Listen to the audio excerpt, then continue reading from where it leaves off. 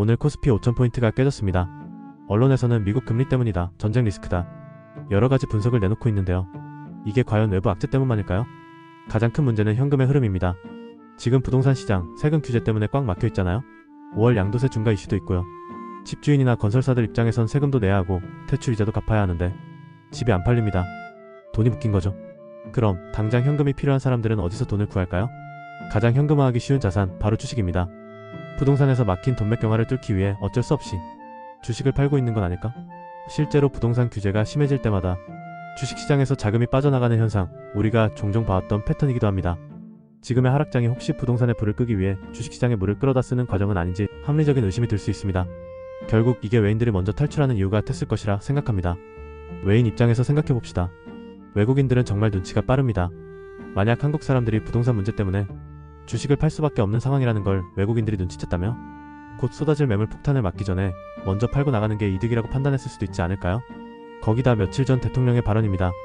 집값 안정이 코스피 5000 달성보다 훨씬 중요하다. 이 말 외인 입장에서 생각해봅시다.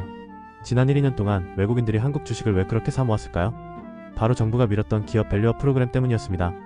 한국도 이제 주주들 챙겨준다, 코리아 디스카운트 해소하겠다는 그 정부의 의지를 믿고 돈을 태운 거죠. 자, 그런데 여러분이 만약 그 외국인 큰손이라고 상상해봅시다. 갑자기 대통령이 주식 5000포인트보다 집값이 먼저다라고 선을 그어버린 겁니다. 이 말을 들으면 무슨 생각이 들까요? 우리한테는 주가 올려준다더니 이제 와서 우선순위가 바뀌었나? 아, 한국 정부는 주식시장 부양보다 부동산 안정화가 1순위구나. 외국인 투자자들은 한국 가계 자산의 70% 이상이 부동산에 몰빵되어 있다는 걸 누구보다 잘 알거든요. 그들이 나간 논리를 한 줄로 요약하면 이겁니다.